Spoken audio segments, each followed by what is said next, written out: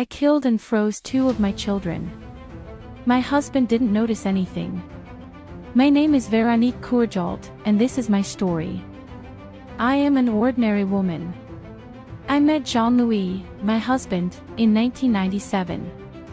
A few years later, we were fortunate enough to have two little boys. In 2002, my husband had a professional opportunity in South Korea, and we moved to Seoul in 2006. The children and I went back to France for vacation, and my husband was supposed to join us later. On July 23, he discovered the bodies of two babies in our freezer and called the police in a panic. An autopsy was performed, and it was determined that the two babies had been suffocated at birth. They were both of European descent. In a hurry, my husband returned to France. From our old house, we watched the Korean news on TV reporting on the case repeatedly. On the advice of a friend, we held a press conference and claimed that we were not the parents of these children and that it was a setup. But a few days later, a DNA test proved that we were the parents of the babies. My husband didn't believe it. He said that if I had been pregnant, he would have noticed.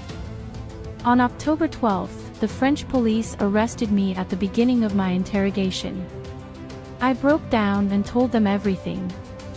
I killed these two babies and burned a third. I explained how I gave birth alone in my bathtub. My trial began in late 2009, and I have been in prison for 3 years.